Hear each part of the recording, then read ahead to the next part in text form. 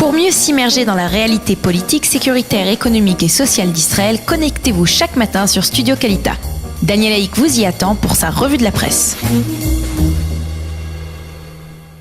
Voilà, il est 8h19 sur Studio Kalita. C'est l'heure ce matin de la revue de la presse et des médias israéliens. Une revue qui débute avec un titre bien en évidence à la une du Israël Hayom, le terrorisme des cerfs-volants après les incendies provoqués par ces cerfs-volants allumés par les terroristes du Hamas dans la bande de Gaza. Des incendies qui ont dévasté hier des centaines d'hectares de terre dans le pourtour de la bande de Gaza et plusieurs milliers d'hectares depuis maintenant plusieurs semaines. Selon le journal, un tiers de la réserve naturelle de Carmia a été brûlée, mais le Israël Hayom montre aussi la réponse sioniste à ces attaques terroristes par le feu. Au cours des derniers jours, 7 familles israéliennes se sont installées dans la région de Kerem Shalom, au sud de la bande de Gaza, près de la frontière avec l'Égypte. C'est précisément maintenant qu'il est important pour nous d'encourager ceux qui vivent ici, ont déclaré les membres de ces familles qui vont s'installer donc dans les kibbutzim et localités de la région, avant de préciser avec beaucoup de justesse, celui qui aime sa terre ne peut pas la brûler.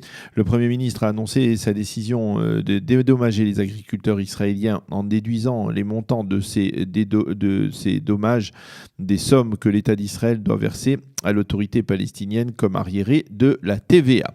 Les journaux soulignent que c'est demain que les Palestiniens doivent commémorer la journée de la Naksa, qui marque l'échec pour le peuple palestinien de la guerre des 6 jours, et l'on estime qu'au sein des forces de sécurité que les Palestiniens pourraient se précipiter le long de la frontière avec la bande de Gaza et tenter à nouveau de la franchir. Selon Yoav Limor, le spécialiste des affaires militaire donc du Israël Hayom, la journée de demain sera donc une journée clé pour déterminer si l'on va vers un retour au calme après les émeutes et après les tirs de roquettes, de dizaines de roquettes de la semaine dernière, ou bien si l'on se dirige vers une nouvelle escalade de la violence dans la bande de Gaza. Pour Yoav Limor, il est indispensable que l'État d'Israël trouve rapidement une réponse à la menace des cerfs-volants incendiaires, sinon le Hamas risque de penser que les Israéliens s'accommodent d'une telle situation et ne réagissent pas à ces incendies comme ils pourraient réagir dans le cas d'autres violations de leur territoire. Les quotidiens israéliens s'intéressent également ce matin à la visite que le Premier ministre Benjamin Netanyahou doit effectuer à partir d'aujourd'hui en Europe. Au cours de cette visite, M. Netanyahou rencontrera Angela Merkel, Theresa May et Emmanuel Macron. Il aura pour mission essentielle de les persuader de ne pas continuer à soutenir l'accord de Vienne avec l'Iran. Le second dossier à l'ordre du jour sera aussi lié à l'Iran puisqu'il s'agira de persuader les Européens de mettre fin à ce que l'on pourrait appeler l'expansionnisme iranien en Syrie et en particulier et au Moyen-Orient en général. M. Netanyahou devrait expliquer à ses interlocuteurs européens qu'Israël ne pourra tolérer la moindre présence iranienne en Syrie. Ce qu'il est intéressant de souligner, c'est que certains experts israéliens considèrent que l'État d'Israël est en train de faire les frais de la très vive tension entre l'Europe et les États-Unis, tension provoquée d'abord par le retrait américain de l'accord de Vienne, il y a de cela maintenant près d'un mois, mais aussi par la récente décision de Donald Trump d'imposer des taxes sur l'importation d'acier en provenance d'Europe. Le fait que Benjamin Netanyahou est totalement identifié à la politique de Donald Trump fait grimper la colère des Européens, non seulement contre les Américains, mais aussi donc contre le dirigeant israélien. Et la preuve la plus évidente de ce mécontentement européen envers Israël est le vote de nations comme la France en faveur de résolutions comme celle déposée par le Koweït vendredi dernier devant le Conseil de sécurité de l'ONU, une résolution dénonçant, je cite, l'agression israélienne contre les Palestiniens dans la bande de Gaza. L'affaire Tamir Pardo, du nom de l'ex-patron du Mossad, qui a critiqué, vous le savez, en fin de semaine dernière, le Premier ministre pour avoir envisagé très sérieusement de lancer une opération militaire israélienne contre les installations nucléaires iraniennes et pour avoir également envisager de placer certains hauts responsables de la défense nationale comme le chef d'état-major et le chef du Mossad lui-même sur écoute téléphonique, eh bien cette fois c'est Benjamin Netanyahou lui-même qui a décidé de réagir à cet entretien accordé par Tamir Pardo à la journaliste Ilana Dayan. Monsieur Netanyahou s'est focalisé sur une déclaration précise de Pardo qui l'a particulièrement choqué dans cette interview. En effet, à un moment de l'entretien, Tamir Pardo affirme que le Mossad est une institution criminelle avec licence, avec autorisation. Pour le Premier ministre Benjamin Netanyahou, il est inacceptable d'affirmer de tels propos. Le Mossad n'est pas une organisation criminelle, mais une organisation prestigieuse qui réalise au quotidien des choses déterminantes pour la sécurité de l'État d'Israël, a dit le Premier ministre. Le Yediot Aharonot souligne qu'après le scandale provoqué par par les propos de Tamir Pardo. Certains responsables politiques entendent promouvoir à nouveau le projet de loi visant à officialiser l'activité du Mossad et du Shin Bet, mais en même temps, le Yediot indique à Jérusalem, on est conscient de la problématique que cette loi pourrait avoir en direction d'organisations qui sont, de par leur essence, ont une activité secrète. Les quotidiens israéliens et les sites d'information nous montrent des images ce matin de la grande parade de solidarité avec Israël qui s'est tenue hier à Manhattan, à Times Square et sur la 5e avenue à New York, en présence de milliers, de dizaines de milliers de sympathisants d'Israël et de plusieurs responsables politiques israéliens, dont la ministre de la Culture, l'incontournable Miri Regev, et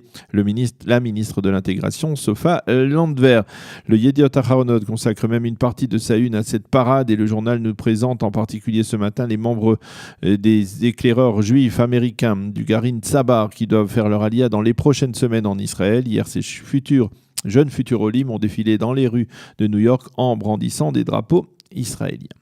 Et puis tous les médias israéliens se font l'écho de l'exigence très ferme avancée hier par le vice-ministre de la Santé publique, Yaakov Litzman, le leader du judaïsme unifié de la Torah. Litzman a affirmé que le candidat à la mairie de Jérusalem qui voudra obtenir le soutien de l'importante communauté orthodoxe et en particulier de l'importante chassidoute de Gour à laquelle appartient Yaakov Litzman devra en effet prendre l'engagement de fermer le Machane Yehuda, l'espace du marché populaire de Machane Yehuda pendant la nuit. Pas seulement le Shabbat, puisque le Shabbat il est fermé, mais toutes les nuits de la semaine. Il faut en effet savoir que depuis plusieurs années, le marché pittoresque de Machane Yehuda change de visage à la tombée de la nuit. Les étals se ferment et les cafés et restaurants ouvrent et offrent un spectacle particulièrement agréable, mais qui ne plaît pas apparemment donc au vice-ministre de la Santé publique.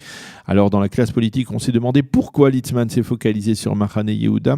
La réponse est apportée ce matin dans les sites d'information orthodoxes qui expliquent qu'à quelques dizaines de mètres à peine du marché sont enterrés des rabbis de la très puissante chassidoute de Gour et que pour Litzman, la poursuite de ce qu'il appelle les aires de débauche nocturne de Machane Yehuda porte atteinte à la sainteté de cet endroit. Une chose est sûre, aucun des candidats actuellement candidat à la mairie de Jérusalem n'a pour l'instant l'intention de donner suite à cette exigence de la part du vice-ministre de la Santé publique. Et puis, une bonne nouvelle dans la presse israélienne, si l'on peut dire. Nous avions informé de la décision du tribunal rabbinique d'excommunier Yaron Atias, un Israélien qui refusait farouchement d'accorder le divorce religieux à son épouse depuis plus de 2 ans.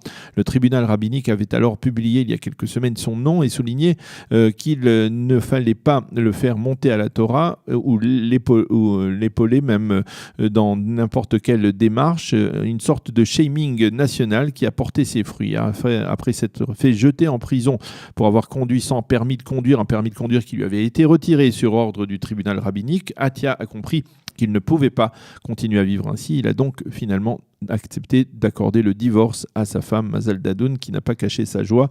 Je remercie tous ceux qui m'ont épaulé, et en particulier le tribunal rabbinique qui a pris une décision courageuse, a-t-elle déclaré. Voilà donc pour cette revue de la presse et des médias israéliens. Nous allons marquer une pause musicale et ensuite, j'espère que nous serons en ligne avec ou nous retrouverons notre ami Michel Gurfinkel pour commenter l'actualité, en particulier la visite de Binyamin Netanyahou en Europe. Pour mieux s'immerger dans la réalité politique, sécuritaire, économique et sociale d'Israël, connectez-vous chaque matin sur Studio Kalita. Daniel Haïk vous y attend pour sa revue de la presse.